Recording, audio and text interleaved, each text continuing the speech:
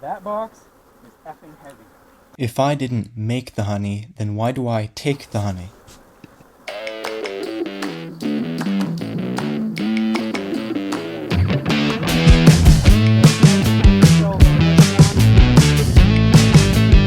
This is just a small portion of the honey that I collected from that one box alone.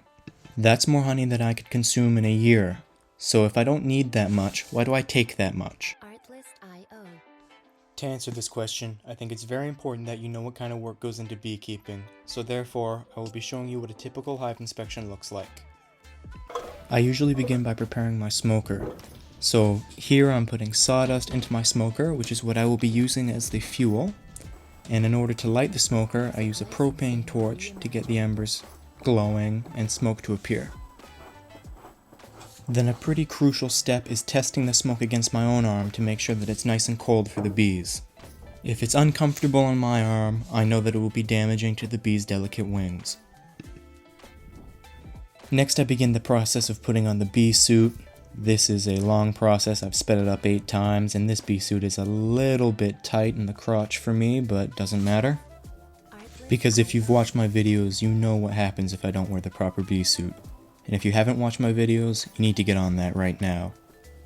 At least after you finish this one. And now I arrive at my first hive. It is much smaller and much less scary than my second hive, so I like to start with it because if I'm gonna get stung, I want to be almost finished by the time I get stung.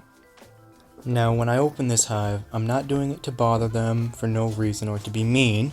The fact is that there are diseases and pests and all sorts of things that can affect the bees, and I need to check on them about once a week to make sure that everything's okay.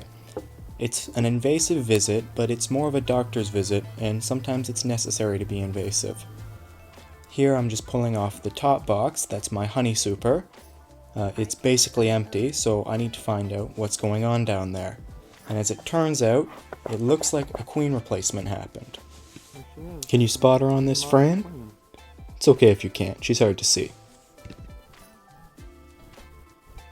Now I know there was a queen replacement because my queen was marked and this queen that I found was unmarked. I just check a couple more frames to see what they've got in terms of brood, and then I put everything back the way I found it, making sure to give them lots of smoke so that they're not too upset and that they're not communicating those alarm signals. Next up is my big hive, which is where problems usually arise.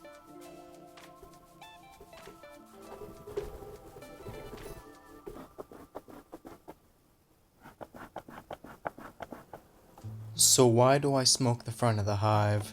I smoke the front of the hive because that's where most of the guard bees are, and they are older bees that are more likely to set off the alarm for the other bees. So once again, I'm just breaking down the hive, and I think it's important to mention that this is very labor-intensive work. These boxes are very heavy. They can be upwards of 100 pounds for those big ones. And it's back-breaking because I only get those little tiny handles that I can just slip my fingers in.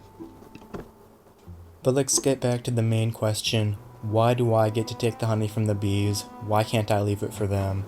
And my first answer would be because I help them make it. I give them the medication. I make sure they're strong. Therefore, I should get a cut. My second answer is that keeping the bees is very expensive and they don't survive in the wild very well, especially around here. So they need to pay their rent.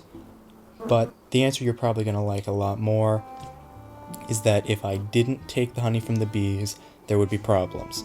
Eventually they would have so much honey that they wouldn't be able to defend it, and other colonies would come and rob them, and that would result in a massive loss of bee life.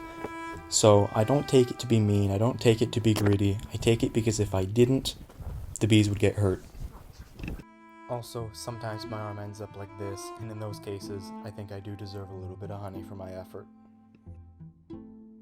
If you stayed this far, you must have really liked this video, and I'd appreciate it if you subscribed and checked out my other videos. Thanks for watching.